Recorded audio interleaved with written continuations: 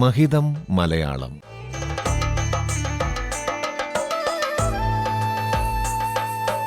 മലയാള ഭാഷയുടെ മഹിമകൾ കേട്ടറിയാൻ ഒരു സർഗയാത്ര.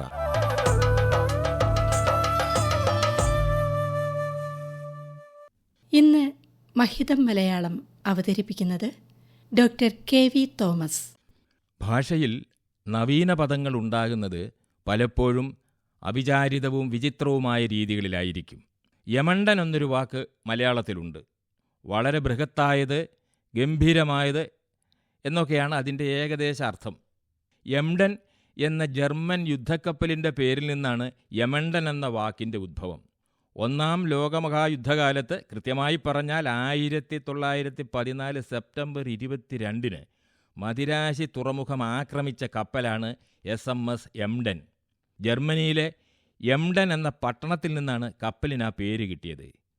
ഇന്ത്യയെ ആദ്യമായി ആക്രമിച്ച ഒരു വിദേശ യുദ്ധക്കപ്പലെന്ന നിലയിൽ യമണ്ടൻ അക്കാലത്ത് വാർത്തകളിൽ നിറഞ്ഞു നിന്നു. ക്രമേണ വലിയ സംഗതികളെ കുറിക്കാൻ യമണ്ടൻ എന്ന വാക്ക് ഉപയോഗിച്ചു തുടങ്ങി. യമണ്ടൻ പറഞ്ഞു പറഞ്ഞ് യമണ്ടനായി മാറി. മലയാളത്തിൽ വഴിതെറ്റി വന്ന ഒരു സംസ്കൃത പദമാണ് പപ്രച്ഛൻ. ആകെ അലങ്കോലമായ വേഷത്തോടു കൂടിയവൻ എന്നാണ് ഈ പദത്തിനർത്ഥം. മലബാർ ഭാഗത്ത് ആ പദം പിന്നെയും പരിണമിച്ച് ചപ്രശൻ എന്നായിട്ടുണ്ട്. അർത്ഥം തെക്കൻ കേരളത്തിൽ ഇത് തന്നെ. പപ്രച്ഛ എന്നൊരു സംസ്കൃത പദമുണ്ട്. ചോദിച്ചു എന്നാണ് അർത്ഥം. സംസ്കൃതത്തിലെ ഈ ക്രിയാപദം മലയാളത്തിലെങ്ങനെ നാമപദമായി? എഴുത്തച്ഛൻ്റെ രാമായണം കിളിപ്പാട്ടിലെ ഒരു പ്രയോഗം തെറ്റായി മനസ്സിലാക്കിയതു മൂലം പിണഞ്ഞ അപകടമാണിത്.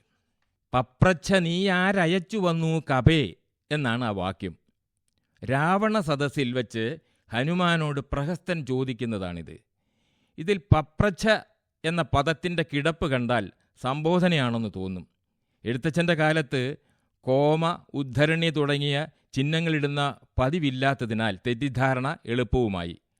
ആ പദ്യശകലത്തിൻ്റെ സന്ദർഭം മുഴുവൻ അറിഞ്ഞാലേ കാര്യം പിടികിട്ടു.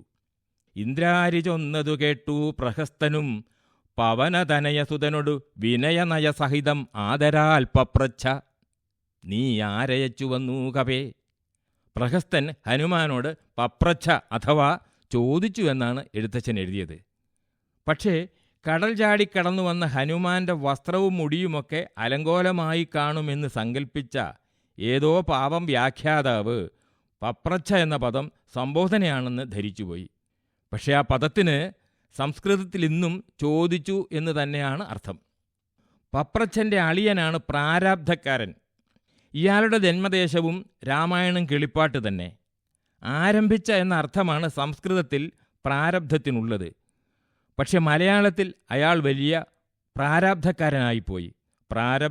പ്രാരാബ്ധം എന്നൊക്കെ പറഞ്ഞാൽ ബുദ്ധിമുട്ട് എന്നാണ് ഇന്ന് മലയാളത്തിലുള്ള അർത്ഥം. രാമായണം കിളിപ്പാട്ടിൽ 2 പ്രാരബ്ധം വരുന്നുണ്ട്. അയോധ്യാകാന്ഡത്തിലെ 245 വരിയിൽ പ്രാരബ്ധ കർമ്മ ഫലൗഘക്ഷയം വരുന്നേരത്തൊഴിഞ്ഞു മറ്റാവതില്ല ആർക്കുമേ എന്ന് കാണാം. പ്രാരബ്ധകർമ്മം ഇവിടെ ആരംഭിച്ച കർമ്മമാണ്. 1172 വരിയിൽ സാരജ്ഞനായ നീ കേൾ സുഖദുഃഖദം പ്രാരബ്ധമെല്ലാം അനുഭവിച്ചിടണം എന്ന് പറയുന്നു. ഇവിടെ പ്രാരബ്ധത്തിന് കർമ്മഫലം എന്നാണ് അർത്ഥം. എന്തായാലും ബുദ്ധിമുട്ട് എന്ന അർത്ഥത്തിലാണ് ഈ പദം പിൽക്കാലത്ത് മലയാളത്തിൽ അറിയപ്പെട്ടത്.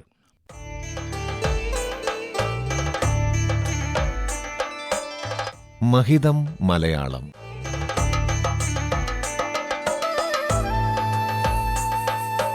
മലയാള ഭാഷയുടെ മഹിമകൾ കേട്ടറിയാൻ ഒരു സർഗയാത്ര.